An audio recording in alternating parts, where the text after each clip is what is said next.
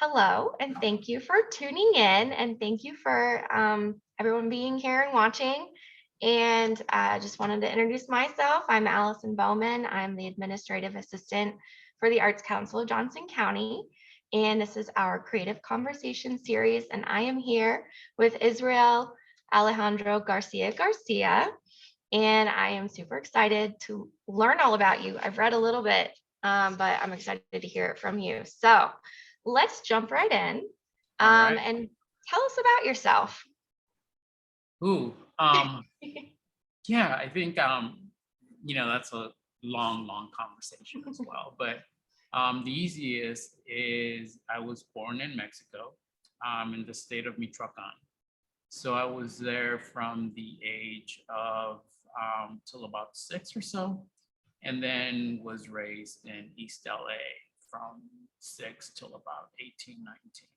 Okay. And then from there, Kansas City. So I think that at least gives you a good range of my influences and how kind of my personality and my aesthetic was kind of formed. Yeah. How did you get into the arts? Did you go to school for it or just something you liked doing or? Yeah, well, I think that's always a question. It's like, why am I attracted to the arts? And I think for myself, I would always try to figure out if I got it from my dad or from my mom or from my grandfather. So I think that's always been a question, but I think not until I'm an adult and you kind of retrospectively look at your life as an artist, when you try to figure out and you realize that, at least in my case, I was always attracted to creative people, even when I was younger in LA. So my dad had a lot of friends that were painters, and I was always kind of attracted to them and made it a point to kind of be around them and try to learn from them, even as a kid. So I think I was always in some way attracted to the making of art, never really understanding that that was going to be my path, I think, until like after high school is when you kind of really make kind of that leap or that decision for yourself. So I think for me, I know that it's always been around my life growing up, but never specifically did I make that connection until I started to kind of create work. But yeah, like my path was, art classes during high school, then art classes during community college, and art classes during undergrad. So I think, yeah, so for me, it's been from, I think, high school on, it's just been art, art, art, art. Yeah. Did you have an idea before you kind of realized that art was the path you were taking when you were in high school? Did you have any other ideas of what you wanted to do, or were you just kind of in high school? Yeah, I think with IT, and I think always IT, kind of robotics, I think, remember having this sit down meeting with recruiters, college recruiters, and took my parents out and myself, and it was like robotics at one point. But yeah, I think for whatever reason that didn't work out, and for ourselves living in East LA, we were surrounded by street art, so that was kind of inherently what we, myself and my brother, were attracted to. So we were kind of in the graffiti artist world as we were growing up through middle school and high school. So I think that was really kind of where I got to really understand graffiti art and artists, and really got familiarized and really intimately had conversations. And I think for me, it was a very easy leap to go from graffiti art or street art into the fine arts and the contemporary art. Okay. Yeah. Do you think that robotics, that kind of analytical side, do you think that fed into your art practice? Do you think it relates to anything you're doing now? Yeah, I think it's just kind of that process of like logistical and really thinking. So for myself, I think for my studio work and everything I do, it's really, I I very rarely sketch when I'm kind of thinking of work. I really just try to analytically problem solve everything Okay. before I'm even in front of materials. So I think I spend most of my time in research and really problem solving how I could affordably, in our case, if we're studio artists, is can we actually make this happen? Just because funding for us doesn't necessarily happen on a daily basis. It's, we're grant writing, we're making applications, sometimes 6 months or a year out, you don't really know what you're going to be receiving.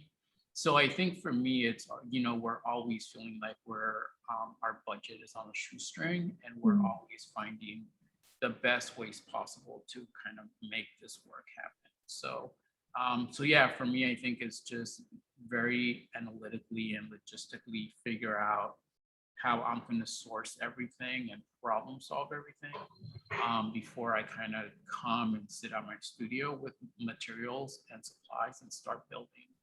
Yeah. The work. Cool. If you could describe your work without someone seeing it, like right now, Yeah. how would you describe your work and or your practice to us? I think for me, it's both my work and my practice is really just a lifestyle. Okay. For myself, is I live and breathe what I do, and there's really no off button for me. I don't get to retire anytime soon. I think I just can't shut off my brain, and I think it's just the way my brain problem solves and looks at things, and I always have. I think I'm a storyteller. Ultimately, is the easiest way to say it. Just because I do within my practice, I use very different mediums. I have my studio practice, which is my work of some that you might have seen. But I also have my curatorial practice and the gallery that I own and run. And then the social practice of where my work tends to largely live. So for me, and my personal life as well. So I think for me, it's just one of the same.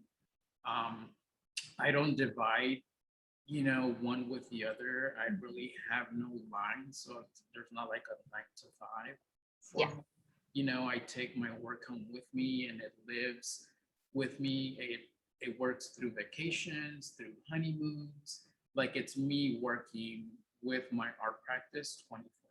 And I think if you had a conversation with my wife, Emily, I was actually able to put a show together during our honeymoon, which I'm sure it wasn't fun for her, but I think it's just the way my mind works, where I see something that I think will be productive in Kansas City and it's worthwhile making the attempt. And I just happened to be in that side of the world at that time. It was just like perfect timing. So I think it's just kind of the way. So I think for me, separating my practices doesn't really function because it's like they're just all married to each other and they work pretty much simultaneously. Okay. Yeah, I like that. Yeah, I'm sort of the same way. I do work, but then I do art. But I do art for work sometimes. So anyway, so your gallery, which is called Garcia Squared Contemporary. Right. Cool. And that's in the Crossroads District, right? Cool. How did that come about? How did you? Well, I think ultimately for me, it was, moving to Kansas City, to the Midwest, from like a very brown city, which is East LA. Really, I think it's here when you begin to kind of see these racial lines that didn't exist in the West Coast. I think it's here when you start to notice that, when you realize you're a minority and when you're a person of color. And at that time, it's just the lack of inclusion and representation of spaces, art spaces that exist and still exist that really have not made the effort historically, and I think it's really the need, and I was filling a void. It wasn't there for me. So I think I wanted to create a space and a safe space ultimately for people like me that really didn't have anywhere to go, or anyone that was really supporting their narrative and what they did. So I think I really created the gallery and the initiatives that I do continue to work towards, because there's nobody else in Kansas City doing the same thing in the same way and Right. supporting contemporary artists as I think they should. Yeah, definitely. So in an article that I read, you described your gallery as grassroots. Yeah. What does that mean?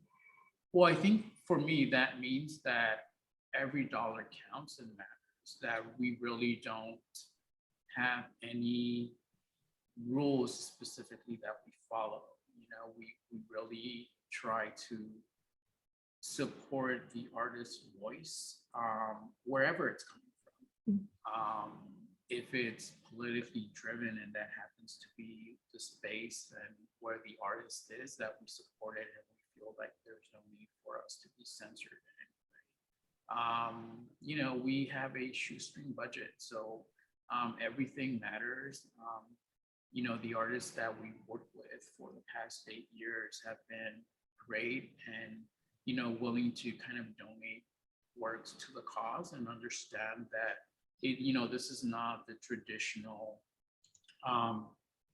commercial gallery, let's say, you know, where their function is really to turn over work, right? Like who is the artist of the time and how much can we get for this work that is being produced? And, you know, how could that money trail continue? For us, it just doesn't matter.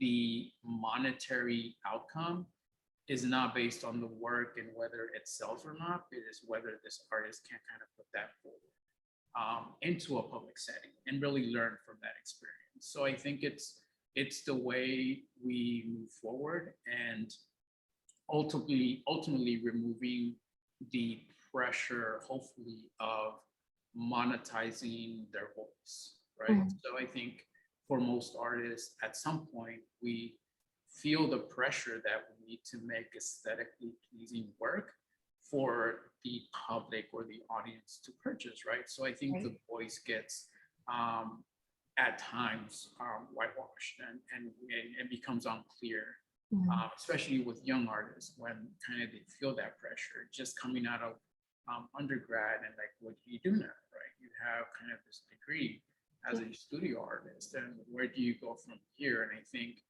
there's that pressure of creating aesthetically pleasing work to just kind of sell and really to be able to make a career of this new world you're about to go into.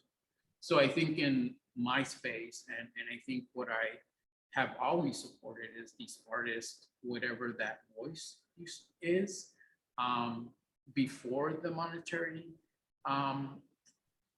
item or the monetary part comes into play, is really just ensuring that that voice is clear. And however they're willing to experiment with this specific body of work, that they have the freedom to do so in the gallery.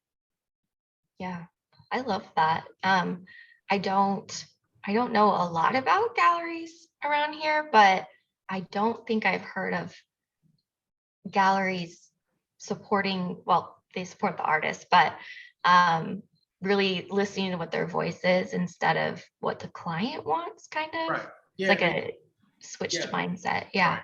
And like you mentioned, I think that, you know, there's with commercial galleries, it's just what they are. It's just what they do. And like I said, I think there's a place for them, and there's a place for aesthetically pleasing work, because I think we all want to be around beautiful things.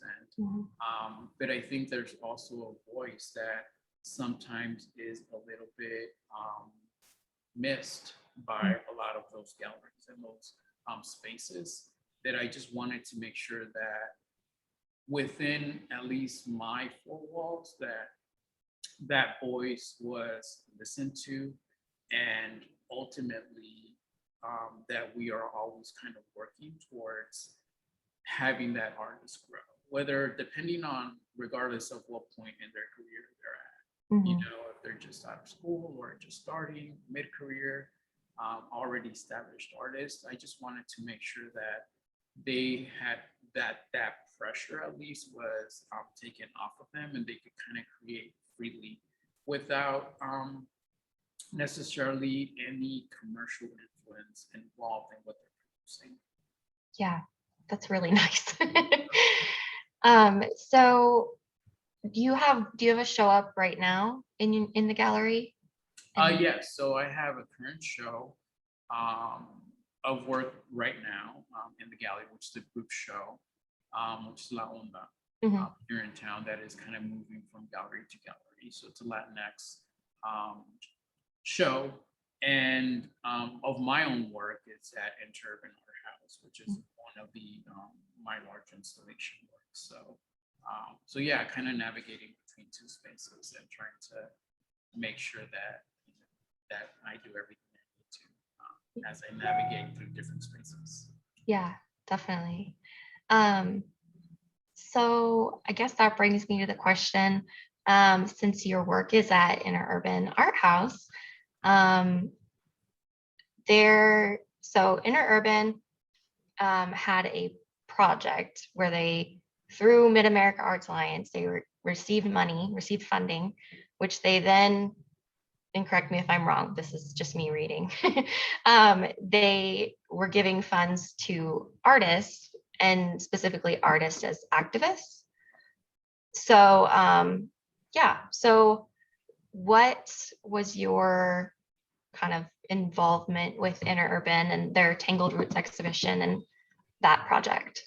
Yeah, I mean, with InterUrban, I think I've always known of Angie and Nicole and what it is that they do at InterUrban. And I think I always saw what they do and what I did the same thing, just in different places, right? Yeah. So I'm in Jackson County, they're in Johnson County.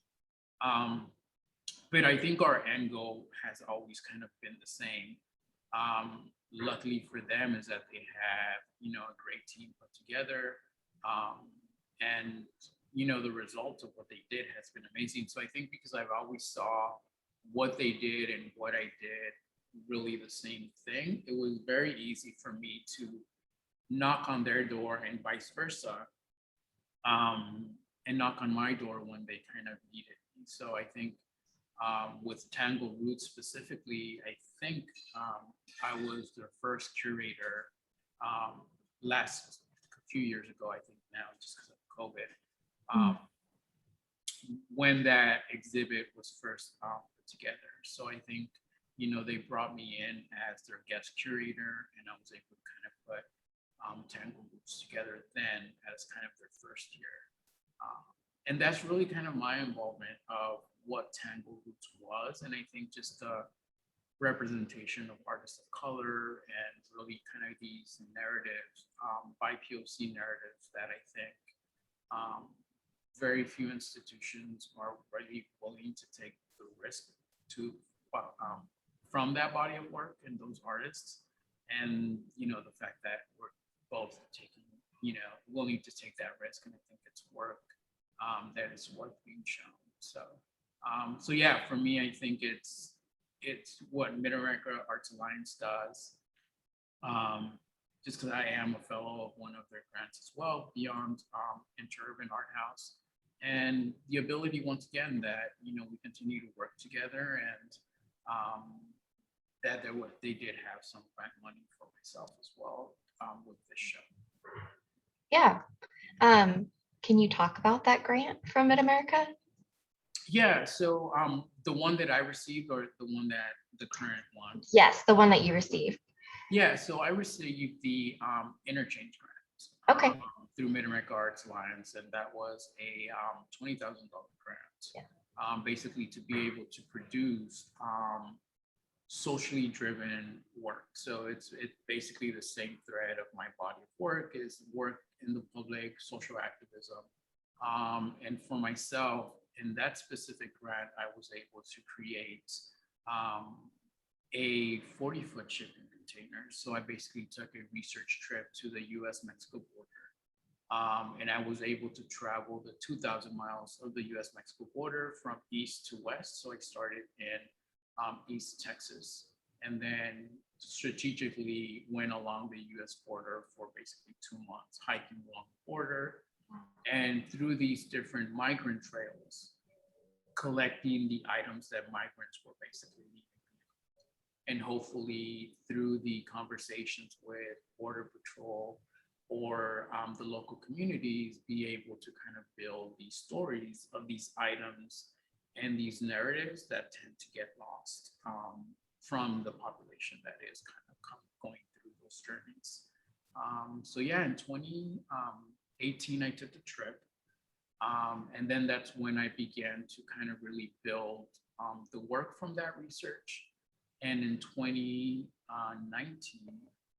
I guess last year, that fall of last year is when the first exhibit was shown. And this was at Bud Park, and it was a partnership between myself, Parks and Rec, and the Kansas City Museum. Wow. So yeah, so it's a great exhibit, and I think it's one that for me it was kind of the extension of the gallery. When I opened the gallery here in the Crossroads, I always knew that there was a void that I was filling, and that the audience would basically come to me very organically. But I did realize that there were communities that places like the Nelsons and the Atkins aren't reaching out to. So I think I made it my goal to build something that had that potential. And I think the shipping container exhibit does have that. And, you know, because I'm ultimately able to drop ship really in any community, in any park, build programming, make it for a small 6-week or so period, a placemaking with partnership with kind of community nonprofits that already exist within those blocks. So, and that's what we're working for. I think everything that we do is fund based. So I think, you know, we're nowadays, I think 50% salesmen and 50%, you know, artists, just because I'm trying to do multiple things and trying to present and propose these to city offices just for local funding. So I think it's there, and I think that's just going to be an ongoing project, just always looking for funding and always also looking for places for it to exist. Yeah. You mentioned programming. What kind of programming would you do around an exhibition like that? Yeah, so in an exhibition like this, I think COVID is really what kind of threw the wrench on everything there. Yeah. Not only myself, but I think the whole world. But I think for me, you know, it was giving other artists such as myself a place for community classes, you know, making little small workshops, having performing artists, a stage that kind of followed. So I think for me, it was a place, largely in this case, I was looking at city parks to energize these spaces during the daytime when there was potentially a need, but also in the evening hours where maybe if there's parents that do have a 9 to 5, that they also have an ability to kind of have a place to come and ultimately like have these conversations about this body of work. What I realized, and I knew that it had the power to do so, but I did realize that this exhibit and just the narrative of the exhibit, just dealing with somebody's immigrant experience, sometimes from parents to children, it wasn't being shared. That story wasn't being told. And a lot of times it's because you don't have necessarily a narrative. And I think what this exhibit happened to do is kind of, it almost gave you visual aids to have a conversation with your children.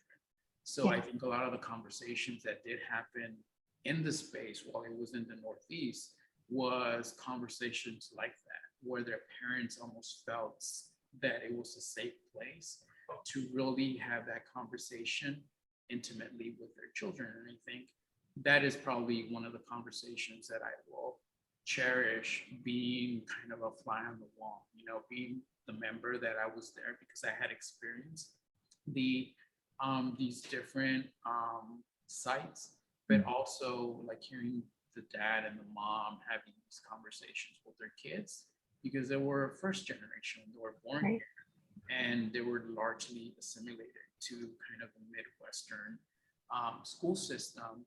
And there was that gap of disconnect of information. And I think for me, this exhibit has always been a way to kind of bridge that gap and reignite that information and reignite the place of people of color in the Midwest. You know, we know the place of and the history of people of color in big cities like Chicago or LA or New York or Florida.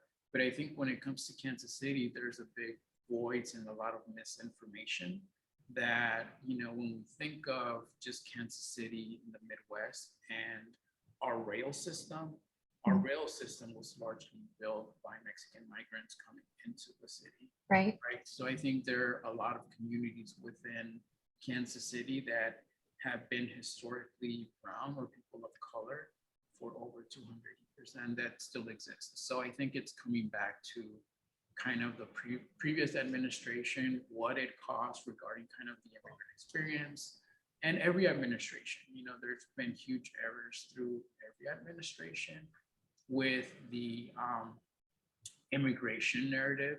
So I think it's really just bringing together information in a non-threatening way. And I think this what this exhibit does, it kind of gives you information in a very digestible way that doesn't feel like it's trying to change your mind or correct your opinion, but it's just kind of putting information in front of you that you could take or leave. Yeah, just bringing insight and allowing other people to experience it too. Yeah. So my question is, so we talked about COVID and kind of how it, you know, everybody took a hit, artists took a huge hit. And there's kind of been this, at least through my circles, I mean, my work and what I do, there's kind of been this air of change happening, maybe change for the better. You know, with Black Lives Matter, those kinds of movements. I think, so my question to you, I'm going to stop talking. I'm going to let you talk. My question is to you, how do you touched on it a little bit, but how do you feel about galleries today or organizations today and their relation to supporting artists of color? And follow-up question, how can we help support and how can we change to help support artists of color? Well, I think there's a lot of work to be done. I think there's institutions here that, you know, that should know better, you know, should have started this long time ago, and that could be said for potentially every institution here in Kansas City currently working. I think that there are being efforts that you kind of see these efforts being made by certain institutions, but I think there's a lot to be done. I think that, you know, until there is 50% representation and inclusion of people of color in XYZ boards, then it doesn't matter what they're doing, right? If we don't have a seat at the table when these decisions are being made, when these committees are choosing artists, you know, if we don't have a place to hear these voices, then it really doesn't matter, like specific programs that, you know, have kind of this bi-POC drive to them. It's great because it didn't exist before, right? So it's new and it's great. But until there's a seat at the table at those boards, then systemically it's not going to change. And I think that's really the place, and I think the place to start for every organization at both public and private levels. You know, all these nonprofits that do exist, and I think they need to be at least 50% diverse of people of color and women, and we need to have a place at the seat as this programming is being built. So, you know, for me, I think, you know, I every now and then I am the token person of color, right? So I understand my role. Right. And I'm okay. I think I welcome it because it's not me, it won't be anybody else, right? There's a handful of us that are continuously in front of people, and we continue doing ourselves because we do understand our role. That's why the gallery exists, right? So like we're the ones that are willing to kind of take this risk and willing to be in front of people and willing to kind of have this conversation and saying that, you know, a single program in September isn't enough, right? Because it's like this Hispanic Heritage Month isn't enough. You know, the fact that you have programming during these 3 months from, you know, September, October, November is just isn't enough. Like this should be year round. Your programming should look diverse and inclusive year round. And like I said, I think I welcome it, and I think that's our goal. Our goal is to continue to fight to be able to get. How do we get into these spaces, and how do we get a chair or a seat at the table of these boards? So I think that's it. I think it's really for everybody that is able to welcome new blood into their boards, is that to really look at how to diverse their boards. So I don't think it's happened yet, and I think it needs to happen, and it should have happened 10 years ago. Not. Yeah. Would you, as a figure who is in front often, and whether that's tokenism or not, you know, it's kind of hard to tell sometimes, but would you consider yourself a resource if, I don't know how to phrase this, if institutions were looking to change systemically, would you consider yourself a resource to help do that? Yeah, no, I think so. And I think, like I said, I think in my case, like there's no such thing as a stupid question, right? And I think that's for all of us. Like I think for us, I think, and that's what I say about my work as well. It's that, you know, you're not going to be informed of this side of the road until you ask the question, until you know kind of where you're coming from. And like I said, for me, whatever insights I might have through my experience, through the arts community, through the programming that I built, you know, I think for me, the success of the work that I do is the community's response, right? Sometimes which is not, it's unable to be quantified in any way, right? In a way where certain, for example, certain programming, you know, they need to have kind of this physical number attached to the success. Right. For me, because I am serving a diverse community, a community that potentially is undocumented, you know, for me, there's really, it's a very difficult way to quantify the success. So for me, it's based on kind of these relationships and the feedback, and that should be enough. For me, it's enough. And so, yeah, I think for me, the success of what I do is, you know, the ability to kind of find partners that are willing to take that risk with me. That there isn't necessarily kind of this numerical success rates that I could give them, that it's really just kind of really providing this programming for programming's sake. So I think it's, you know, for people such as myself and other artists in the community that are consistently working with communities of color, is yeah, we are a source. So I think that we do become, and for me, I think, like I said, I'm more than welcome to sit with anybody that wants to sit with me and saying, like, I want to reach out to, you know, my Hispanic community in Johnson County, right? And how do I do that? How do I connect? How does, you know, how does that happen? And I think it's understanding how that culture and that community works and how you get to that. You know, there's a trust issue. Right. You know, when you're dealing with city level and trying to obtain information.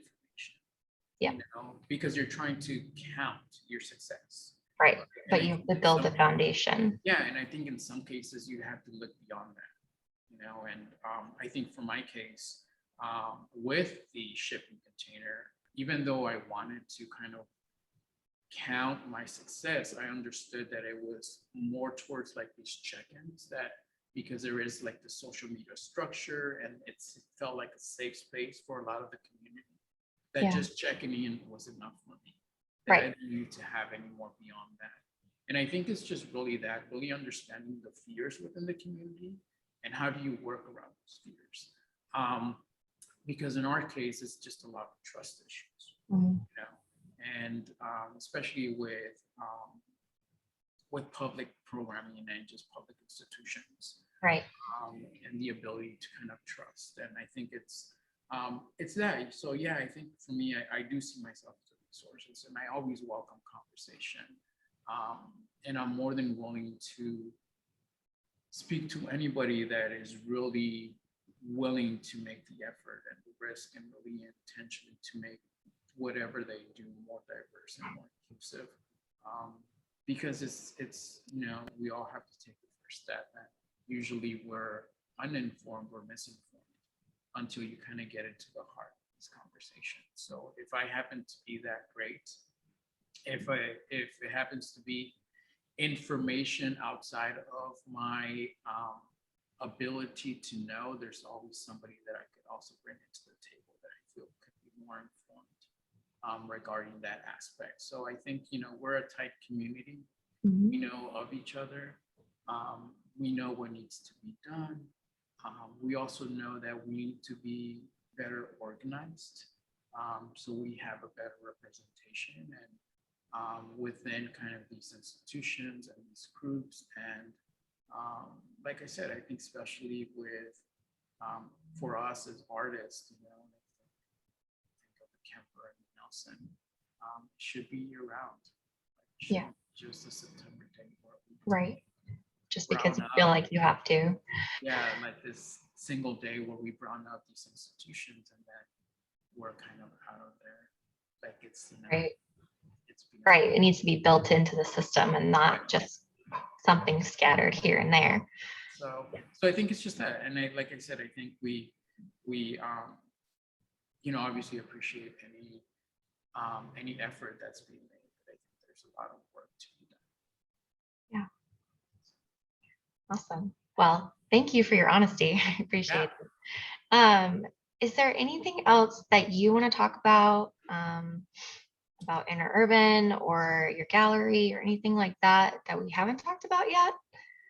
Or did we cover? I think if you haven't been to InterUrban ArtHouse, I would say go. Mhm. One, because this is a great show. It's a great curated show. It's a lot of artists represented, a lot of different narratives being spoken about.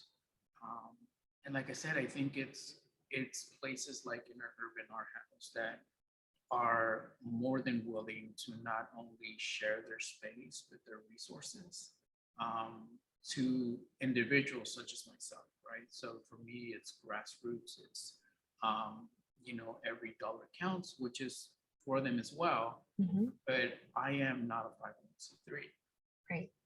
It is a complicated, and I think we had this conversation. It's a very complicated system to play in, Yeah. right? As an individual artist, as like a one-man show, Mhm. it's a complicated space to be in. So I think spaces such as InterUrban ArtHouse and like Arts KC that are more than willing to like sit down with you Mhm. and let me ask the stupid questions, because I have a lot of those. There's a lot of stuff I still need to learn, and that they're more than willing to give their time and their resources and share their resources. There's a lot of institutions here that aren't willing, right? They're just very overprotective of what it is Right. that they do and what it is that they know, and their processes, that they're not willing to kind of share that information. So yeah, and I think I look at what they do and I do the same thing. I think anybody, any artist of any color that knocks on my door, we have an open door policy. If you need a safe space to meet, if you need a safe space to gather, I happen to be fully bilingual. If you need interpretation, if you need translation. Yeah. If I can't do it, I have a network of friends that can. Right. So I think as these places began to add sprinkle of color, it's great. It's great that we see it now. It's sad that it's just happening now in Right. 2021. Right. But I think, that we're all kind of taking a first step. And, like I said, I think if I become a source, that's great. If I don't have the answers, I could definitely find them for you or find somebody in the community that does. And so, yeah, I think Garcia Squared Contemporary, for ourselves, we're kind of just here to uplift our community. Mhm. With me, I'm very lucky that I could concentrate and focus my work to communities of color and other communities that have been also marginalized within the society as well. So, and that's kind of where my pleasure continues, and being able to kind of see all these voices and all these narratives.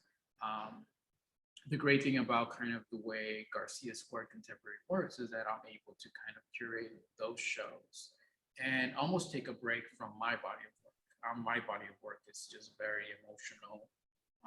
It kind of really pulls at heartstrings. Mhm. It's very involved, very research heavy. So I think it's just kind of really kind of that aspect, the curation gives me a break from my narrative and kind of my traumas ultimately, Right. to be able to kind of take a break and dive into other people's voice and narratives. So that's the way my balance works. And I think because for me nowadays, my work is largely becoming public work, right? Mhm. It exists kind of in these social platforms and in Right. public spaces. My work just continues. I've never really considered my work to be politically driven work. I think it's just because I am a person of color, I have kind of that narrative and that context that comes into my work. Right. Because our political system has been a mess for many, many years. That just happens to be the space that I happen to exist in. So yeah, so I think it's, to be able to see work that is really intimate, but also at a larger scale and a monumental scale that not only has one narrative, but it's really meant to, more than anything, foster conversation Mhm. and really give you any sense of answer. So like the piece at InterUrban ArtHouse, it's really a self-portrait Mhm. of me and my influence and the people that have kind of come across my life that had really informed my practice and my aesthetic and how I problem solve. And it's really it's an installation, and it takes found objects, it takes commissioned pieces. And it's just me taking all these things and kind of building this conversation with myself and then kind of with the audience as well. So I think it's, with my work, I think it's very difficult to explain if you've never seen it Mhm. visually That or makes sense. live or in person. Mhm. So I think, like in this case, in this body of work, which is roughly 17 feet tall and 17 feet wide, there's not many spaces that, one, are willing to InterUrban let me build a whole new wall in their space, which is great. Yeah. So not a lot of people are willing to do that for Right. an artist or for a specific voice, especially a voice that deals with the realities of American, and I would say American, a US kind of immigration history, Mhm. how we've treated people of color throughout our history. And this exhibit and this specific piece does really kind of bring that good and that bad history back to light, saying, kind of remember where we've been Right. because we haven't learned our lesson. And Yeah. this is kind of the result of that, right? So I think it's a lot of that. It's reminding not only myself and my audience of kind of this history that we haven't learned very much from, and that we keep continue to repeating, you know, these mistakes here in the US. And I think worldwide as well. Like, it's not only within our own borders and our own treatment of people of color, but I think, you know, there's all the other abuses that we within the US tend to judge, but we're not taking care of our own house. Right. Yeah. So yeah, and I think, like I said, I think we're still figuring out what First Friday is going to be looking like. Okay. Crossroads. But yeah, I think just coming in, you know, there's really, you know, these are just really artists that are just being honest with their voice. Yeah.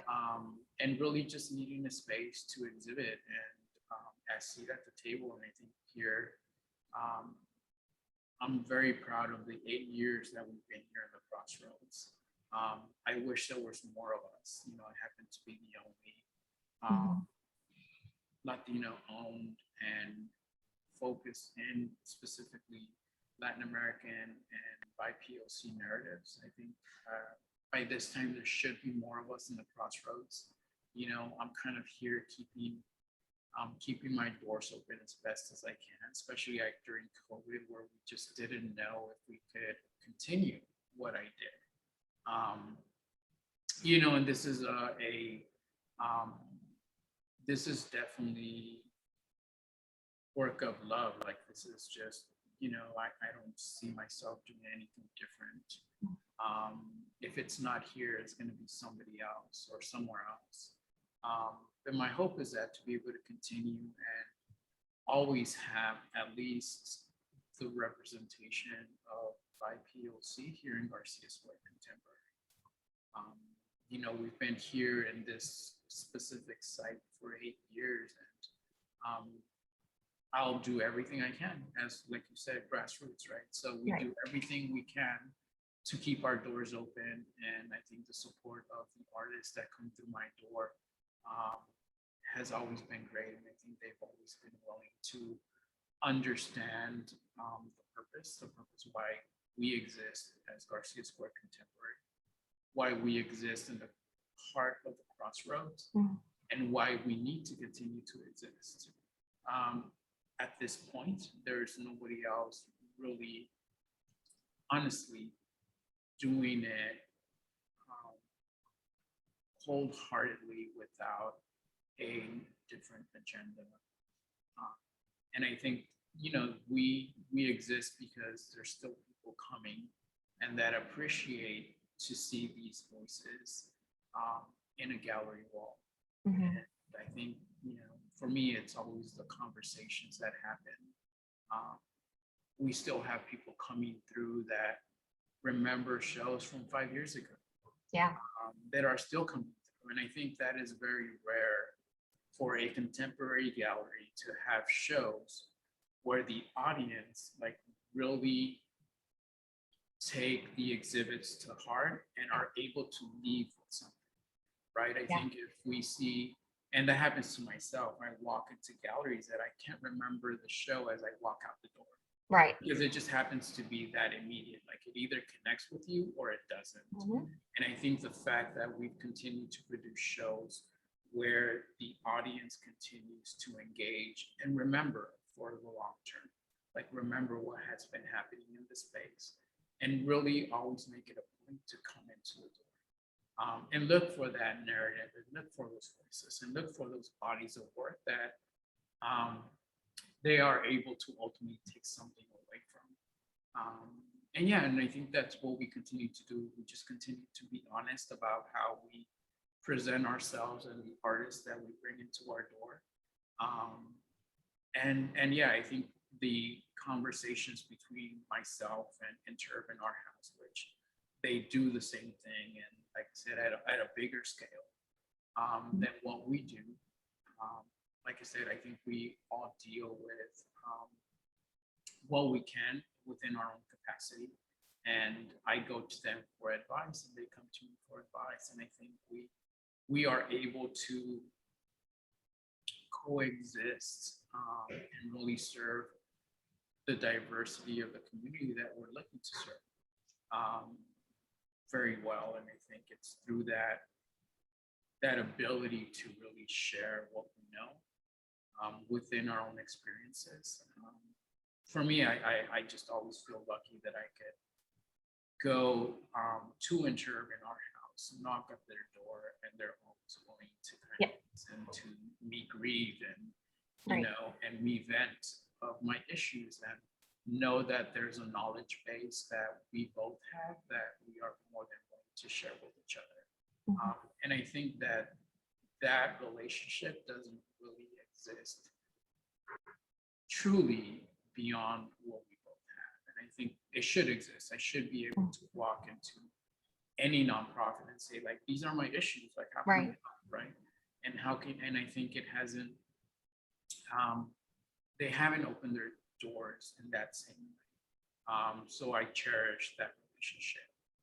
And what I can do, right? Like, what is the programming that I do here in KCMO in Jackson County that I can take to Johnson County? Because I know that there's enough diversity there and enough population that is still underserved by these narratives and by these programs.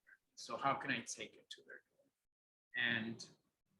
And the first step is this exhibit of Tangled Roots that is really kind of opening their doors to these diverse narratives.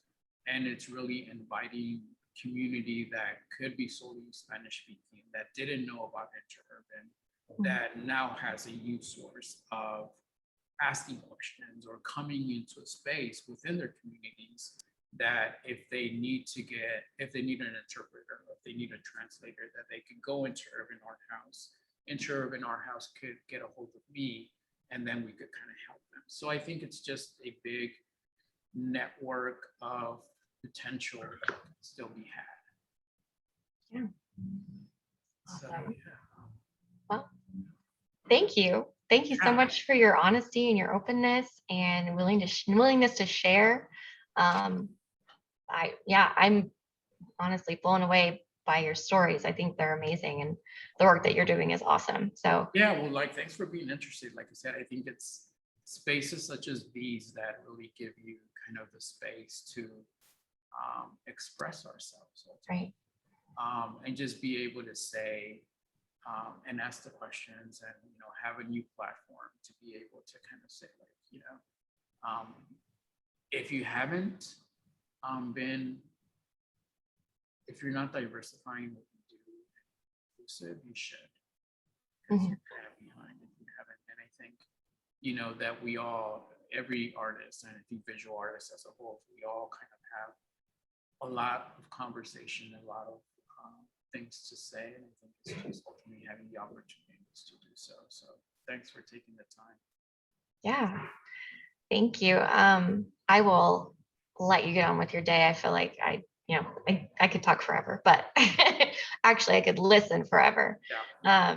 So yeah, thank you again. And I just really appreciate your time. So we're going to go ahead and end our live session. Awesome. I think we're not live anymore. Yep. Okay.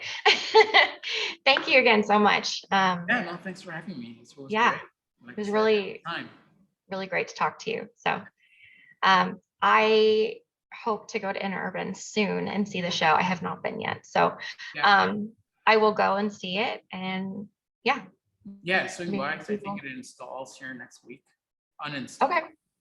Okay, cool. So go like now. Ready for a new show.